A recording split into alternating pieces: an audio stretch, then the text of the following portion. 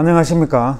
오늘 호치민시는 이른 아침부터 내린 비로 인해서 일부 도로가 침수되었다고 합니다. 그리고 남부 지방은 오늘 낮과 밤에 지역에 따라서 비가 내린다고 합니다. 그리고 남부 지역 쪽은 8월 9일까지 계속 흐리거나 비가 내린다고 기상청에서 그렇게 예보를 했습니다. 또 이 기사는 요즘 베트남에서 팀빌딩이라는 게임이 회사나 학교, 단체 등에서 그렇게 만연하고 있는 현실을 비판하고 있는 기사인데, 이게 뭐가 문제가 되냐 하면은 게임이 너무 에로틱하고 공격적인데, 한 예를 들면은 여성들이 해변에서 브래지어를 벗고는 물을 푸는 그런 행위로 낯뜨거운 장면이 부끄러움 없이 그렇게 행해진다고 합니다.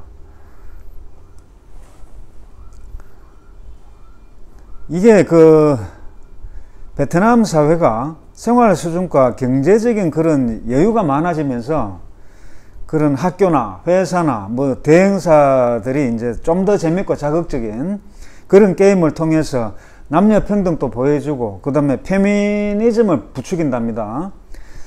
그래서 온라인에 영상이 공개되자마자 비판도 있지만 응원의 메시지도 있다 보니 많은 사람들이 그렇게 시선을 받고 있다고 합니다. 그래서 사람들이 이런 저속적인 그런 문화들을 강요하지 말고 개인들이 거부할 수 있는 그런 풍조를 만들자라는 그런 또 이야기를 하고 있습니다. 그래서 정부에서도 회사나 학교, 기관, 단체 등에서 이런 저속한 팀 빌딩 게임을 할 시에는 처벌 및 제재를 고려해야 한다고 그렇게 당부하고 있습니다. 또 다음 기사는 저기 빈퍽성에 7세 여자아이가 25세의 친엄마하고 23세의 계부에게 학대를 받고 있는 것을 이웃 주민이 발견하고 신고를 했답니다.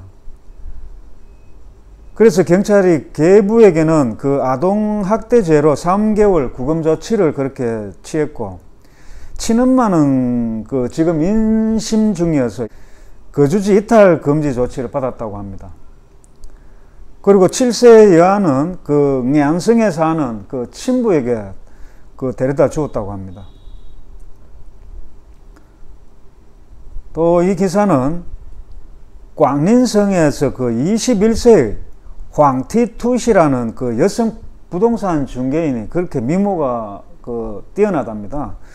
이 여성 중개인이 고객들로부터 부동산 계약을 위해서 데파짓이라고 하죠. 계약금을 여러 사람들부터 한 30억 동을 받았답니다. 그런데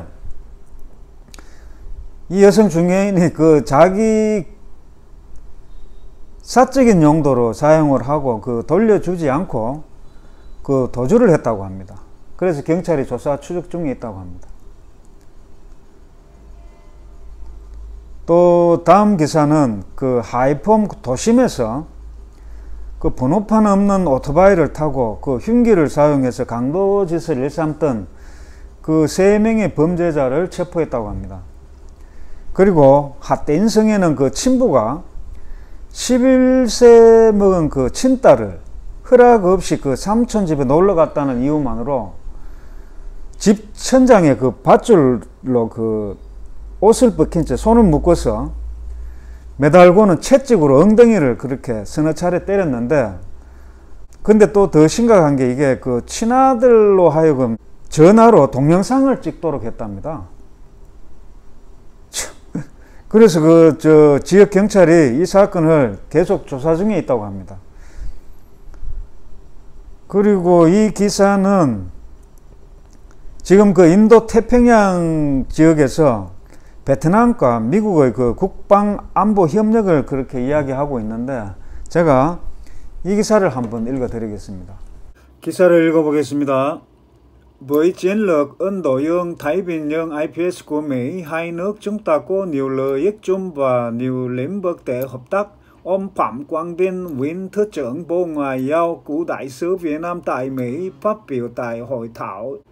미국의 태평양 인도양 전략을 통하여 우리 두 나라는 합작할 많은 영역과 그리고 많은 공동의 이익을 가지고 있다고 미국 주재 전 베트남 대사와 전 외교부 차관인 방광빈 씨가 세미나에서 발표를 하였습니다. 이 세미나는 베트남 풀브라이트 대학과 그리고 호치민시 미국 총영사관에 의해 8월 5일 개최되었습니다. 자유롭고 열린 태평양과 인도양 건설을 향하여 IPS는 베트남이 이 구역에서 미국의 중요한 파트너들 중에 하나라고 확정을 하였습니다. 워싱턴이 처음으로 이 전략을 정식으로 공포한 것은 베트남에서 미국 대통령인 도널드 트럼프가 그때 2017년 11월에 아페크 정상회담에 참여하기 위해 다낭에 왔을 때이기도 합니다. 이 전략은 대외 정책에 관한 접근 방식에서 여러 조정들과 함께 조 바이든 대통령 시기 하에서 계속되었습니다. 이 대외 정책들은 미국이 파트너와 동맹의 중요성을 재확인하는과 동시에 아세안과 같이 다자 기구들로 회귀하는 일을 포함합니다. 베트남에 대해서 중요한 것은 강대국들 간에 날마다 증가하는 경쟁을 목격하는 곳인 이 구역에서 발전과 합작과 안정과 평화 등의 환경을 보장하는 것입니다. 베트남도 아세안 속의 많은 나라들처럼 이 경쟁의 함정에 빠지고 싶지 않습니다. 싱가포르 주재 ISEAS 유쇼프 이샥 연구소의 고급 연구원인 레홈힙 박사에 따르면 아세안은 어느 한편을 선택하는 것을 원하지 않고 그리고 또한 어떠한 한 강대국이라도 이 구역을 통치하는 것을 원하지 않습니다. 따라서 비록 공개적으로 발표를 하지는 않았지만 아세안은 공포된 태평양 인도양에 관한 비전을 통해 표시한 블록 중심의 역할을 강조한 미국의 IPS 내용을 옹호합니다. 어떻게 기사 잘 읽어보셨습니까? 요즘 이쪽 태평양 지역에서 중국이 세력을 넓히고 있지 않습니까? 그래서 다른 아세안 나라들과 마찬가지로 베트남도 미국과 협력을 강화하고 있는 중입니다. 자, 오늘 또 제가 짤막한 베트남 소식을 전해드렸습니다. 다음 시간에 또 뵙겠습니다.